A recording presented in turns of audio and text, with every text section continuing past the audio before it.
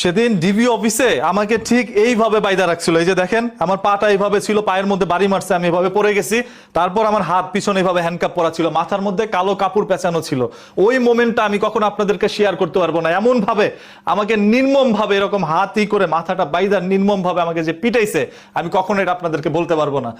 মানে যারা বলতেছেন যে সাইম ভাই আপনি এটা অভিনয় করছেন ভাইরাল হওয়ার জন্য এখন আসছো এতদিন পরে, ভাই আমি ভাইরাল হইতে আসি নাই। আমরা যারা কন্টেন্ট ক্রিয়েটর আছি, আমার মতো কন্টেন্ট ক্রিয়েটর আছে, তারা প্রতিনিয়ত মানুষকে ভাইরাল করছে, ভাইরাল আমি হইতে আসি নাই। আজকে 2.5 বছর পরে কেন এই কথাটা বলতেছি? 17 বছর স্বৈরাচার সরকারের সবকিছু আপনারা সহ্য করতে পারছেন, 17 বছর কেন বলেন নাই? মুখ বুঝে সহ্য করছেন। আর এরকম ভাবে আমি একজন মানুষ, আপনারা যেহেতু শেখ হাসিনাকে ভয় পাইছেন, আমিও তহিদ আফ্রিদিকে শেখ হাসিনার চাইতে বেশি ভয় পাইতাম। কারণ শেখ হাসিনা আমাকে কখনো ওইরকম ডিবি অফিসে নিয়ে পিটায় নাই, তহিদ আফ্রিদি আমাকে ডিবি অফিসে ডাকায় নিয়ে পিটাইছিল। এবং পরবর্তীতে সে আমার সাথে মিলে যায়। তবে মিলে যাওয়ার আগে যেই ঘটনাটা আমার সাথে ঘটাইছে, সামান্য একটা ভিডিওকে কেন্দ্র করে, ভাই আমি তার আম্মার সাথে একটা ভিডিও তিনি বানাইছিল, ওইটাকে কেন্দ্র করে আমি একটা ভিডিও বানাই। এটা তহিদ আফ্রিদির কাছে খারাপ লাগে। তার আম্মা নাকি সেই ভিডিওটা দেখে চোখ থেকে অশ্রু ঝরাইছে, এটা তহিদ আফ্রিদি সহ্য করতে পারে না, যার কারণে ডিবিকে দিয়ে ফোন দেওয়ায় আমাকে ওইখানে নিয়ে যায়। এবং এটা ছিল ভাই সম্পূর্ণ একটি বেআইনি জিনিস। আমার নামে কোনো জিডি নাই, কোনো অভিযোগ নাই, কোনো মামলা নাই, তারপর আমাকে ডিবি অফিসের মধ্যে ডাকায় নিয়ে নির্মম ভাবে বেআইনি ভাবে পিটানো হয়। যেই তথ্যটি আমি এতদিন বলতে পারি নাই, যদি বলতাম তাহলে আমাকে তারা অনেক আগে গুম করে দিত। এই ভয়ে বলি নাই।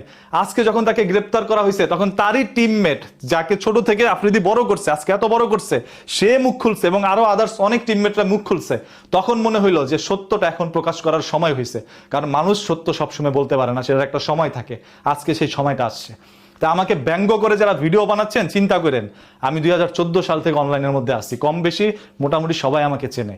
যদি না চিনতো তহিদ আফ্রিদির মতো একজন মানুষ, আমি গ্রামের একটা পোলা, আমারে ডাকায় নিত না তার সাথে বন্ধুত্ব করার জন্য। সো নিশ্চয়ই এমন কিছু করছি যার কারণে মানুষ আমাকে চেনে, মানুষ আমাকে ভালোবাসে। সো ওই ভালোবাসার জায়গাটাকে ধরে রাখার জন্য সত্য প্রকাশ করছি। সে 2.5 বছর আগে যখন আমাকে পিটানো হয়, আমার এইখানে প্রায় 15 থেকে 20টা বাড়ি মারে, সেম একই জায়গায়। আমার এই চামড়াটা ফুলে নীল হয়ে যায়, এরকম একটা অবস্থা হয়েছে ভাই।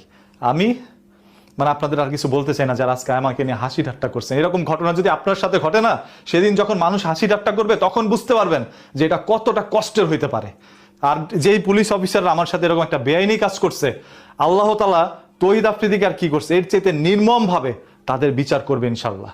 কারণ আফ্রিদি হয়তো বা তাদের মাধ্যমে ডাকাইছে, আর তারা আমাকে আঘাত করছে, এটা বেআইনি কাজ করছে।